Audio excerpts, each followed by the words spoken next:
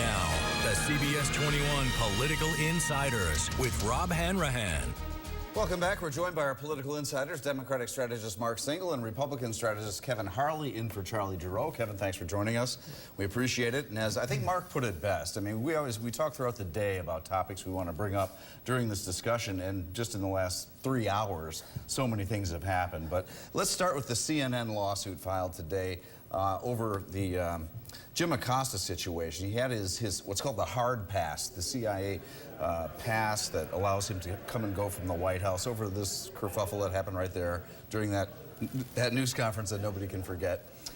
Kevin Harley, is it right for the president to be able to have this kind of control over the free press? Well, I think the White House controls who gets press passes. However, I do think that the White House made a miscalculation in this case after the news conference after the midterm elections, where Acosta was kind of going back and forth with President Trump, wouldn't give the microphone back.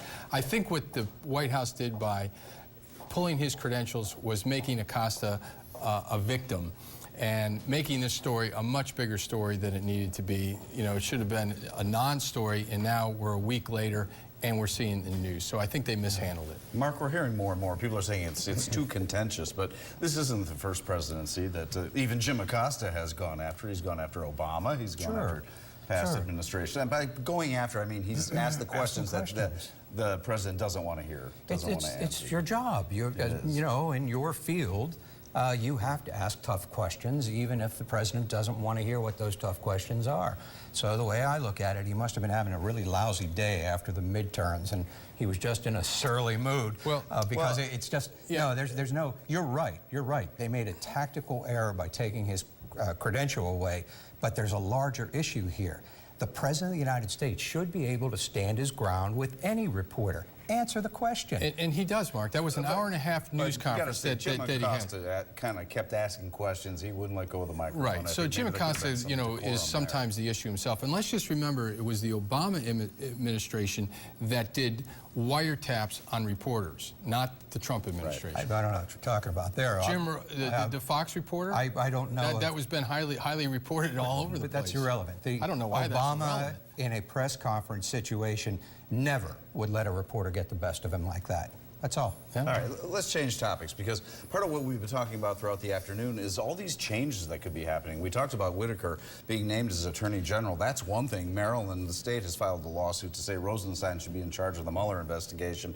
Either way, there's talk of a lot of other people leaving. Who do you think is going to go by the end of the week? Well, first on the Whitaker thing, I mean, the Maryland Attorney General, the president can put in whomever he wants as acting attorney general.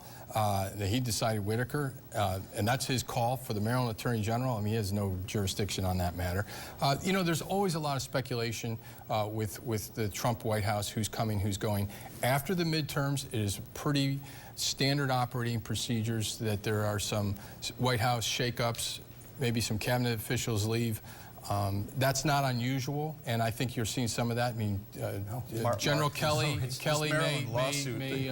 is really over the fact that Jeff Sessions' name is on it, and Whitaker was not confirmed by the Senate. He had been confirmed by the Senate. Kevin might be right. Whitaker was confirmed by the Senate. Yes, as a U.S. attorney, he was confirmed by the Senate. But not in the position in the Department of Justice. And therein lies the problem, because there's an actual law called the Attorney General Succession Law that says that you can't be appointed even in an acting capacity unless you have passed muster and been confirmed by the Senate in some fashion related to that position. So you can make the argument that this is an illegal appointment. Well, I don't know Even if about it's not Whitaker, there are other Senate-confirmed people in the Justice Department that the president he could have done. He could have done there. Yes. You can hear more from our political insiders Sunday mornings at 8:30. I hope you'll join us. It's always fun on CBS 21's Face the State.